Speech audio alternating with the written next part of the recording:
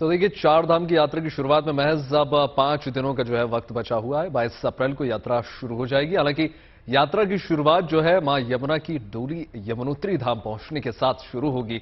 ऐसे में यमुनोत्री धाम की यात्रा के लिए क्या तैयारियां की गई हैं, इसका जायजा हमने लिया और समझने की कोशिश की कि यात्रा की दुश्वारियों और सहूलियतों के बारे में हमने जाना। आइए आपको दिखाते हैं हमारी ये एक्सक्लूसिव रिपोर्ट।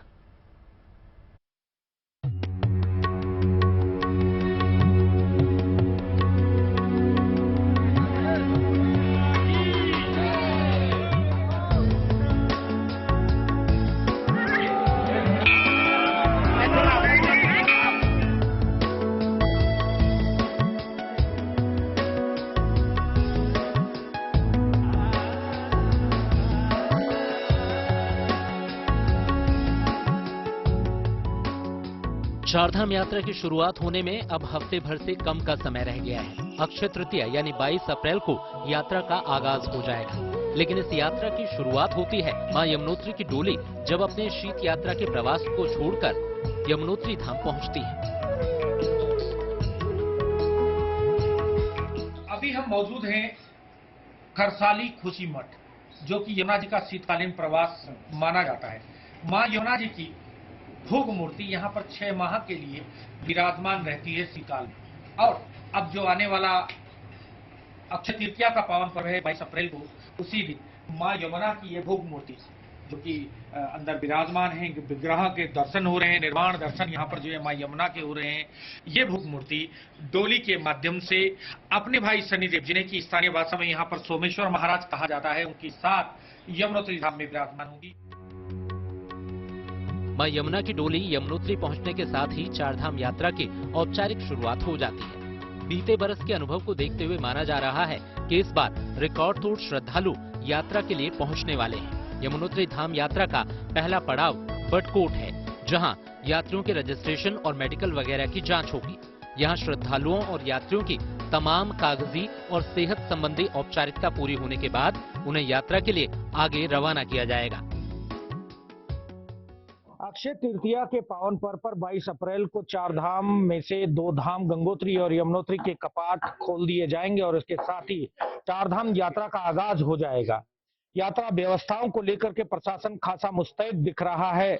अभी हम खड़े हैं यमुनोत्री धाम के अहम पड़ाव बड़कोट में, और बड़कोट का ये वो स्थान है जहां पर सर्वप्रथम यात्रियों की चेकिंग होगी, उनका पंजीकरण चेक किया जाएगा और उसके साथ ही यहाँ से उनको आगे जाने की अनुमति दी जाएगी।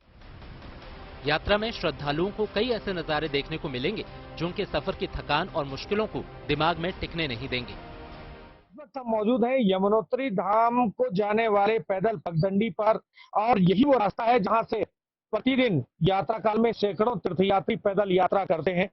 लेकिन इस पैदल यात्रा में दुश्वारियां भी बहुत अधिक है। हालांकि खड़ी चढ़ाई से यात्रियों को गुजरना पड़ता है, उसके साथ ही जो पहाड़ी हैं, पहाड़ियों से पत्थर गिरने का भी भय रहता है। हालांकि प्रशासन के द्वारा बोर्ड लगा करके यात्रियों को इंडिकेट करवाया जाता है कि जैसे ये बोर्ड ये बगल में लगा है। हालांकि यात्रा के दौरान यहाँ एक महत्वपूर्ण पड़ाव सियाना चट्टी की हालत थोड़ी निराश करती है। यहाँ बने ठिकाने खंडहर होते जा रहे हैं। यही वजह है कि यहाँ बुनियादी सुविधाएं भी नहीं दी जा रही हैं, जो यकीनन मुश्किलें बढ़ाने वाला है। इस वक्त हम मौजूद हैं यमुनोत्री धाम को पहुंचने वाली प्रथम चट्टी, जिसे सियाना चट्टी के रूप में जाना जाता है। यहाँ पर स्लोगन आप देख सकते हैं, दुर्गम पर्वत शिखर निवासनी दुर्गति नासनी सूर्य सुतो।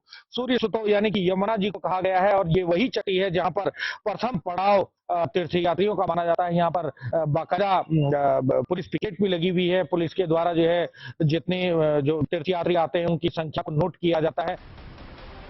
कुछ ऐसा ही हाल यात्रा के दूसरे पड़ाव का है, जहां काफी काम किए जाने की जरूरत है। हालांकि यात्रा में जानकी चट्टी जहां पुलिस चौकी बनी है, इसे देखकर समझ में आता है कि सुरक्षा के लिहाज से क्या तैयारियां की गई हैं। इस जगह को कुछ इस तरह से तैयार किया गया है कि अतिरिक्त पुलिस बल को जगह दी जा सके।